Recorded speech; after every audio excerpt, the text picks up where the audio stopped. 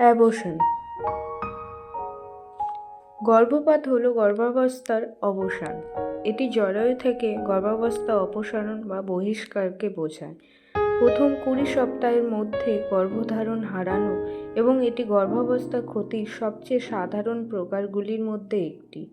বেশিরভাগ গর্ভপাত গর্ভাবস্থার প্রথম 13 সপ্তাহের মধ্যে ঘটে।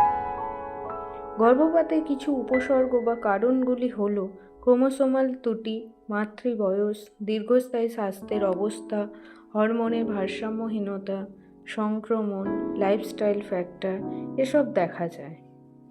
গর্ভপাতের ঝুঁকির কয়েকটি কারণ হল বয়স, দীর্ঘস্থায়ী রোগ বা ব্যাধি, গর্ভপাতের ইতিহাস, জরায়ু বা সার্ভিক্যাল সমস্যা, জেনেটিক সমস্যা, জন্মগত অক্ষমতার ইতিহাস, ধূমপান, মদ্যপান এবং ড্রাগ ব্যবহার এরকম আরও অনেক কিছু রয়েছে যা একজন গর্ভপাতের ঝুঁকি বাড়ায়। এসব সমস্যার সমাধানের জন্য আপনারা আসুন আমাদের দ্য হোম ফার্টিলিটি ট্রিটমেন্টে। এখানে কোনো রকম ওষুধ, ইনজেকশন ছাড়া ন্যাচারাল ট্রিটমেন্টের মাধ্যমে 3 থেকে 6 মাসের মধ্যে আপনার সমস্যার সমাধান পাবেন।